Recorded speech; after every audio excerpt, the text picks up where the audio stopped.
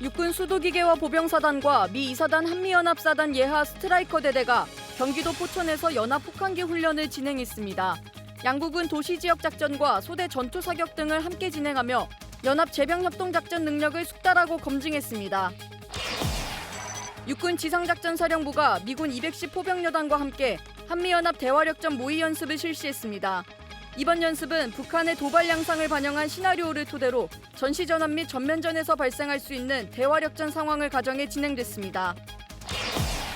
석종건 방위사업청장이 사우디아라비아와 노르웨이를 방문해 방위산업 협력 강화에 나섭니다. 석 총장은 사우디에서 지상전력 대규모 현대화 사업에 한국 기업 참여 방안을 논의할 예정이며 노르웨이에선 자주포 및 다연장 로켓 사업을 위한 산업협력 방안 등에 대해 논의할 계획입니다.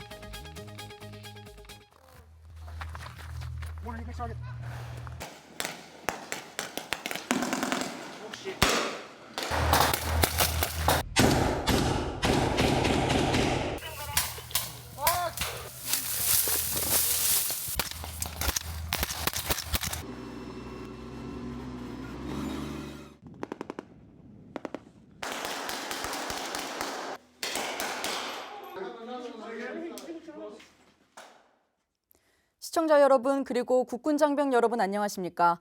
1월 16일 KFN 뉴스 시작합니다. 첫 소식입니다. 육군 수도 기계화 보병사단 영웅대대와 미 2사단 한미연합사단 예하 스트라이커 대대가 경기도 포천에서 연합 혹한기 훈련을 진행했습니다. 현장에 김은별 기자가 다녀왔습니다.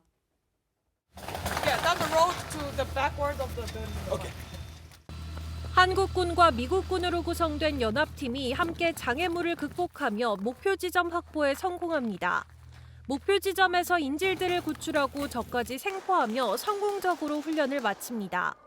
육군 수도기계화 보병사단 영웅대대는 미 2사단 한미연합사단 예하 스트라이커 대대와 이번 달 12일부터 17일까지 경기도 포천시에서 연합 혹한기 훈련을 진행합니다.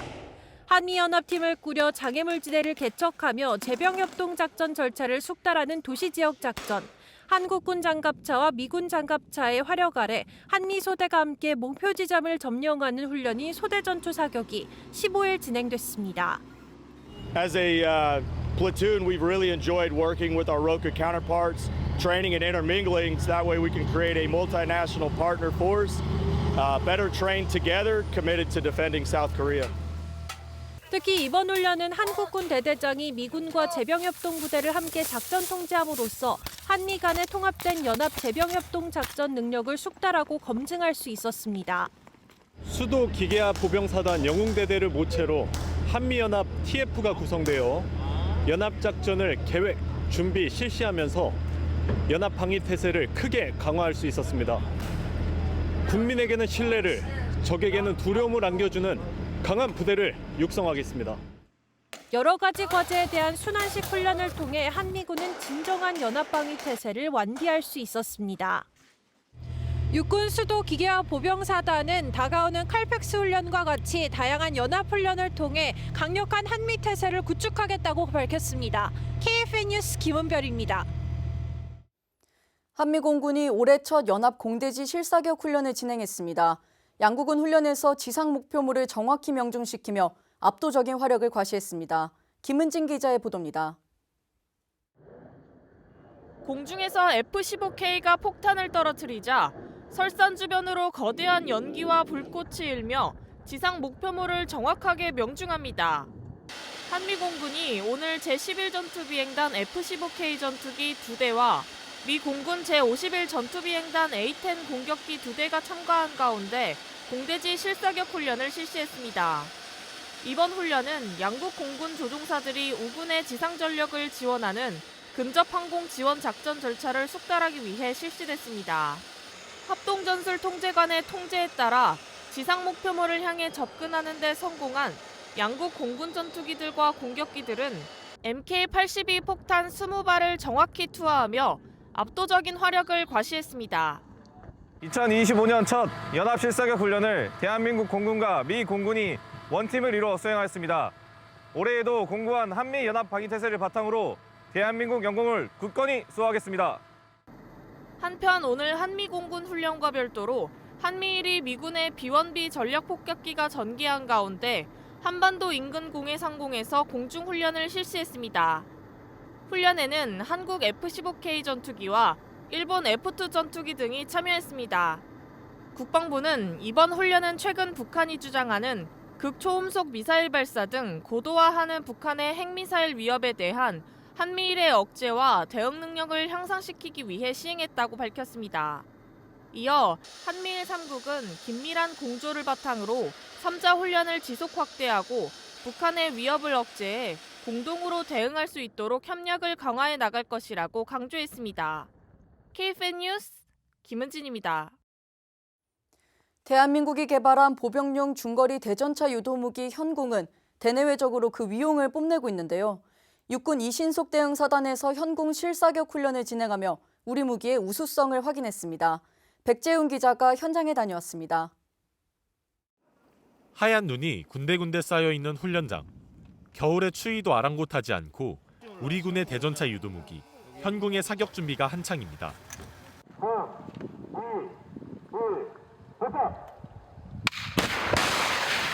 이내 사격 명령과 함께 발사된 현궁은 목표를 향해 날아가고 표적에 정확히 명중합니다. 육군 이신속대응사단의 현궁 실사격 훈련의 현장. 훈련에는 현궁을 실제 운용하는 화기중대원부터 참관 인원까지 80여 명이 참여했습니다. 장병들은 사격 전 사격술 예비훈련부터 실사격에 이르기까지 철저한 준비 과정을 거치며 1.7km 떨어진 표적에 미사일을 정확히 명중시켰습니다. 훈련 실사격 사수로 참여할 수 있어서 영광스럽게 생각하고 이제 옆에서 폭음과 후폭풍을 직접 느껴보니 더욱 실전과 같은 훈련의 중요성을 느꼈던 것 같습니다. 이번 훈련은 이 신속대응사단이 창설되고 처음 진행한 현궁 실사격이란 점에서 의미를 더했습니다. 장병들은 우리 군의 실전적인 무기를 직접 바라보며 직책에 대한 이해도를 더욱 높이고 임무 수행에 자신감을 얻었습니다. 저희 인원들이 직접 사격하고 참관함으로써 전시에도 원활하게 임무 수행을 할 수 있을 것이라는 의미를 갖겠습니다. 군 무기 체계를 장병들이 직접 체득화하고 같이 땀 흘리며 훈련함으로써 우리 군 전투력에 기여할 수 있도록 하겠습니다.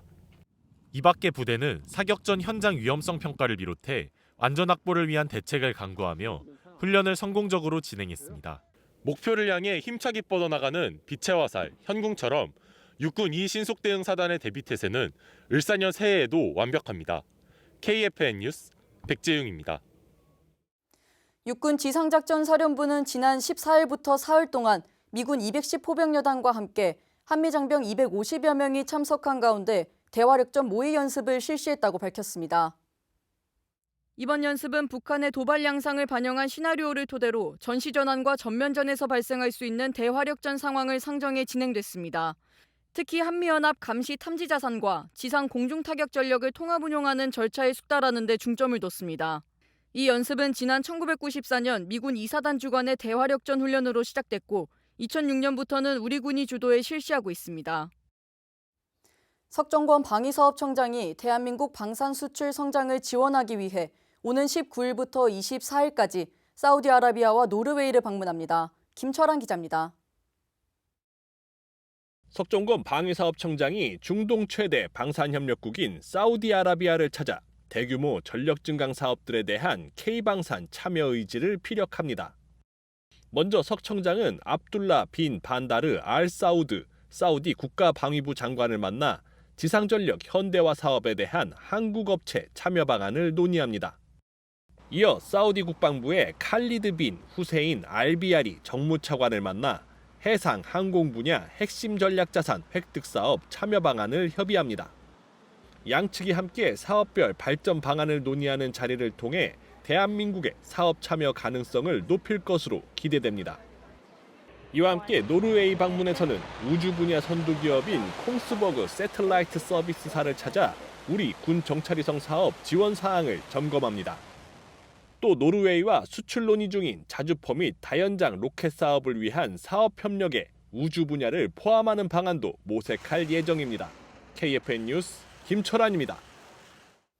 도널드 트럼프 정부 내각의 인사청문회가 진행되는 가운데 국무부 장관 후보자가 김정은 국무위원장을 독재자라 칭하며 핵무기를 권력을 유지하기 위한 보험으로 사용한다고 강하게 비판했습니다. 김유진 기자의 보도입니다.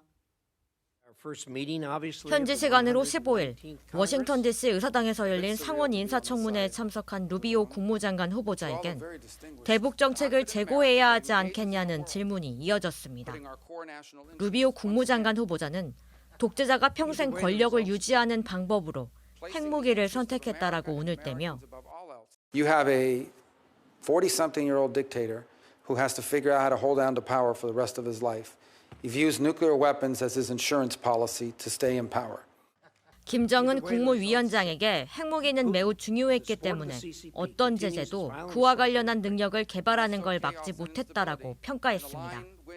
그러면서 완전하고 검증 가능하며 불가역적인 비핵화는 환상이라며 실패한 대북 정책에 대해 재고할 의향이 있냐는 질문에는 Looking at the policy and seeing what can we now do that destabilizes that situation, that lowers the risk of an inadvertent war, be it between South Korea and North Korea, maybe including Japan at this point, and ultimately the United States. 북한이 러시아를 돕기 위해 우크라이나에 약 10,000명을 파병한 것에 대해서는 북한이 한반도를 넘어선 분쟁에 관여하고 있다고 평가했습니다. KFN 뉴스 김효진입니다. 러시아 크렘린궁이 김정은 국무위원장의 러시아 방문 시기와 관련해 구체적인 정보가 파악되는 대로 소식을 전하겠다고 밝혔습니다. 드미트리 페스코프 크렘린궁 대변인은 브리핑에서 김 위원장의 러시아 방문 가능성과 준비 진행 여부에 관한 질문에 최고위급에서 접촉에 대한 구체적 정보가 나오는 즉시 알릴 것이라고 타스 통신을 통해 말했습니다. 앞서 국가정보원은 지난 13일 국회 정보위원회 비공개 간담회에서 김정은이 올해 상반기 러시아 방문을 고려할 수 있다고 전망한 바 있습니다. 블라디미르 푸틴 러시아 대통령이 지난해 6월 북한을 방문해 김 위원장과 만남을 가진 뒤 김 위원장에게 러시아를 방문해달라고 요청했고 같은 해 11월과 12월 러시아 국방장관과 외교 담당 보좌관은 각각 오는 5월 9일 치러지는 전승절 80주년 열병식에 북한군이 포함될 수 있다며 초청 의사를 전해 일각에서는 김정은이 전승절에 러시아를 방문할 수 있다는 전망을 내놓고 있습니다. 조창래 국방정책실장이 보리수르게 북대서양 조약기구 사무차장보를 접견하고 러북 간 군사협력 중단을 함께 촉구하는 한편 한 나토 간 안보와 국방협력 강화 등을 위해 노력하기로 했습니다. 양측은 한반도와 유럽의 안보 정세를 평가하고 한 나토 간 안보 국방협력에 대해 논의하는 한편 러북 간 불법적 군사협력이 한반도와 유럽 안보에 미치는 영향에 심각한 우려를 표명하며 즉각적인 중단을 촉구했습니다. 이와 함께 나토와 파트너국의 협력 강화를 위해 파트너국의 안보 환경과 방위 역량을 고려해 맞춤형으로 협력 계획을 수립하는 제도인 한 나토 개별 맞춤형 파트너십 프로그램의 국방 분야 이행을 위해 노력하고 방산 분야 협력이 지속적으로 확대될 수 있도록 협력할 계획입니다. 트럼프 2기 백악관 국가안보보좌관에 지명된 마이크 왈츠 하원 의원이 새 행정부에서도 한미일 3자 협력 체계가 지속될 것이라고 밝혔습니다. 안재영 기자의 보도입니다. 외신 매체 블룸버그 통신과 홍콩 사이나 모닝포스트에 따르면 왈츠 내정자는 한미일 3자 협력 체계는 바이든 행정부의 공으로 인정한다고 말했습니다. 그러면서 해당 국가와 정부가 자유롭고 개방적인 인도태평양이라는 공동의 비전을 갖고 역사적 적대감을 극복하는 데 도움이 됐다고 평가했습니다. 왈츠 내정자는 새 행정부도 미국의 인도태평양 전략을 계속 강화하면서 지역 내 중국의 야망을 억제할 것이라고 강조했습니다. 그 과정에서 200억 달러, 한화로 약 29조 2천억 원의 규모가 억제 조치의 한화로 대만에 전달될 것이라고도 전했습니다.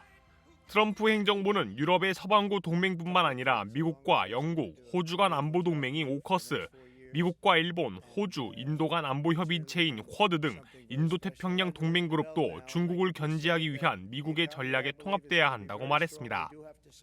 이 같은 발언이 나온 행사엔 제이크 설리번 현 백악관 국가안보 보좌관이 함께 참석했으며 그는 왈츠 내정자가 중국과 관련한 문제와 관련해 엄청나게 많은 일을 하게 될 것이라고 말했습니다. KFN 뉴스 안지현입니다. 이스라엘과 팔레스타인 무장단체 하마스가 전쟁 발발 15개월 만에 휴전하기로 했습니다. 세계 각국은 환영의 메시지를 보냈습니다. 박인배 기자입니다. 이스라엘과 하마스가 휴전에 합의했습니다. 전쟁 발발 15개월 만입니다. 주민들은 거리로 뛰쳐나와 환호성을 터뜨립니다. طبعا هاي اللحظة احنا بنستناها من زمان وانا يعني شعور يعني لا يوصف ومش قادر اوصفه. 양측은 6주 동안 교전을 멈추고 인질과 수감자를 교환하면서 영구적 휴전을 논의합니다. 휴전 첫 단계에서 하마스는 인질 33명을 풀어주기로 했습니다. 이스라엘은 민간인 인질 1명당 팔레스타인 수감자 30명, 여군 1명당 50명을 석방합니다. 휴전 16일째엔 이스라엘군 완전 철수 등 2단계 휴전에 대해 구체적으로 논의합니다.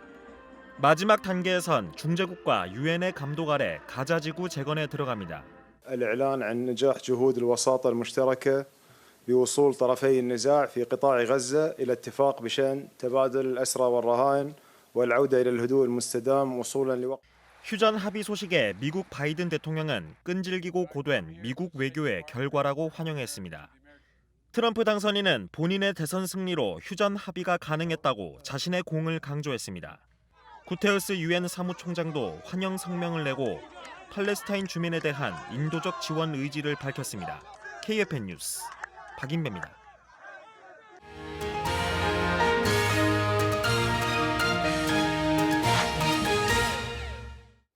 매서운 추위 속에서 전투력을 유지하기 위해 실시하는 혹한기 훈련이 우리 군에서도 한창 펼쳐지고 있는데요. 혹한기 훈련은 우리 군뿐만 아니라 세계 각국에서도 실시한다고 합니다. 어떤 훈련을 진행하는지 자세한 뉴스바바에서 전해드리겠습니다. 얼음을 깨고 설산을 극복하고 극한의 추위를 이겨내기 위해 실시하는 혹한기 훈련. 겨울을 대표하는 혹한기 훈련은 우리나라에서만 실시하는 게 아닌데요. 세계 각군의 혹한기 훈련은 어떤 모습일까요?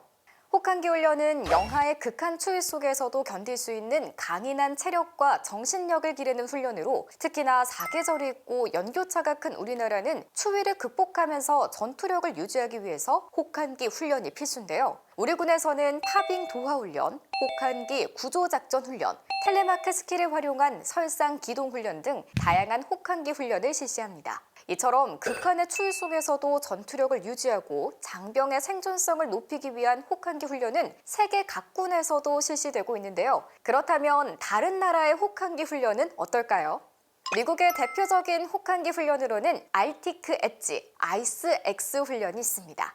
알티크 엣지 훈련은 북극권에서 2018년부터 2년마다 실시되는 미 북부사령부 정기 훈련입니다. 최근 실시된 알티크 엣지 24에서는 하이마스 실사격 훈련, AN/TPS-80 지상 공중 임무지향 레이더 현장 테스트, C-130 항공기 장거리 물류 작전 연습 등 극한의 날씨 속에서 무기 체계 성능을 테스트하고 전술 및 기술, 훈련 절차를 정교화했습니다. 또 다른 대표 혹한기 훈련 아이스 X. 이 훈련에서는 1m 이상의 두꺼운 북극 빙하를 뚫고 잠수함을 부상시키는 훈련을 실시하는데요. 부상하던 잠수함의 선체가 얼음에 긁혀 손상을 입거나 얼음을 뚫지 못하고 그 반동으로 가라앉는 등의 위험이 있습니다. 그럼에도 이 훈련을 하는 이유, 천혜의 은신처로 꼽히는 북극해의 환경을 극복하고 군사적 이점을 획득하기 위해서 진행된답니다. 캐나다를 주축으로 실시하는 혹한기 훈련도 있습니다. 바로 오퍼레이션 나누크.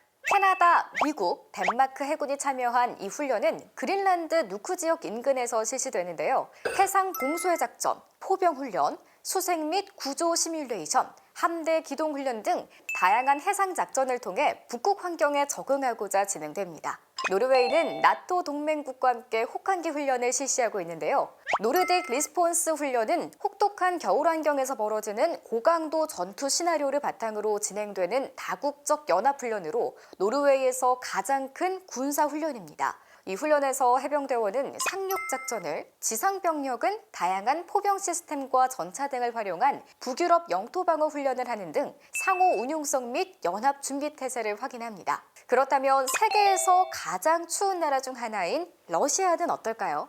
지난 2021년 러시아 국방부에서 공개한 웅카 2021 훈련 영상에 따르면 미국과 마찬가지로 북극해에서 핵 잠수함이 부상하는 훈련이나 전투기 극지 비행 및 공중 급유, 스노모빌을 이용한 전술 기동 등 40가지 이상의 특수 훈련이 진행된 걸 알 수 있습니다. 최근 군사적으로 팽창하고 있는 중국도 혹한에 대비하는 훈련을 이어가고 있습니다.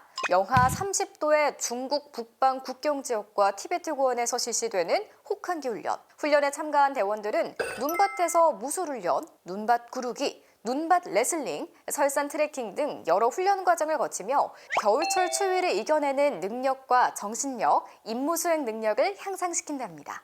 혹한의 추위 속에서도 나라를 지키기 위해서 훈련하는 세계 각군. 우리 군 역시 혹한기 훈련을 통해 더욱 강한 군으로 거듭날 것입니다. 이어서 오늘의 국방단신 전해드립니다. 병무청은 이번 설 연휴 전 27일 월요일이 임시 공휴일로 지정됨에 따라 해당 일자리에 병역 입영 판정 검사를 실시하지 않는다고 밝혔습니다. 병무청을 비롯한 중앙병역판정검사소와 전국 지방병무청 병역판정검사장이 휴무로 업무를 하지 않으며 당초 1월 27일 검사 통지서를 받은 사람은 관할지방병무청에서 전화로 개별 안내해 별도 희망일로 검사 일자를 조정할 예정입니다.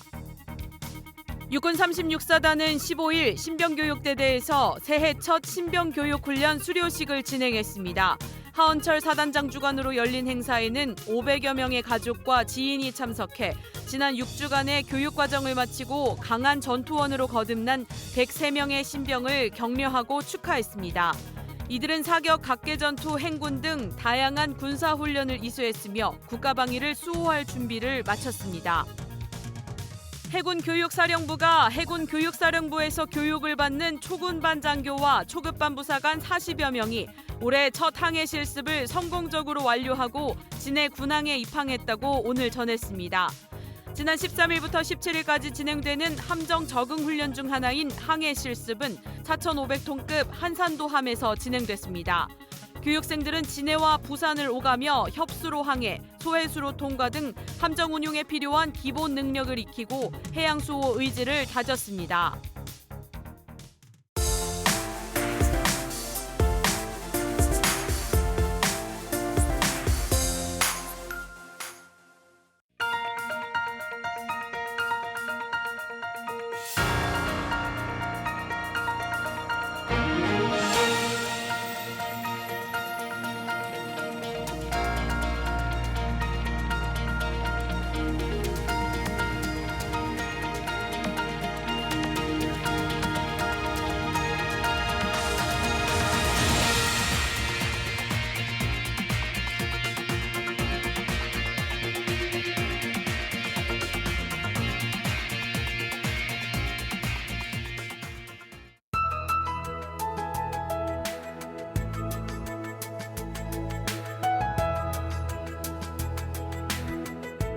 (1월 16일) 기상정보입니다. 오늘은 심한 추위는 없지만 여전히 볼에 닿는 공기가 차갑습니다. 바람도 강하게 불면서 체감온도는 더 낮아지겠습니다. 대체로 하늘빛만 흐린 상태지만 오전 중에 서해상에서 만들어진 눈구름이 점차 유입되어 일부 지역에 눈이 내리겠습니다. 자세한 날씨 알아보겠습니다. 오늘 예보입니다. 오늘은 중서부 지방을 중심으로 산발적인 눈이 내리겠습니다. 눈은 오후면 대부분 그치겠지만 강원 남부 지역은 저녁까지 이어지는 곳이 있겠습니다. 그 외에 경상도와 영동 지방에는 대체로 맑은 날씨 보이겠습니다. 내일 예보입니다. 내일 낮부터는 기온이 오름세를 보이며 전국 대체로 맑은 날씨 예상되는 가운데 오전에 내륙 일부 지역으로 안개가 발생하는 곳이 있겠습니다.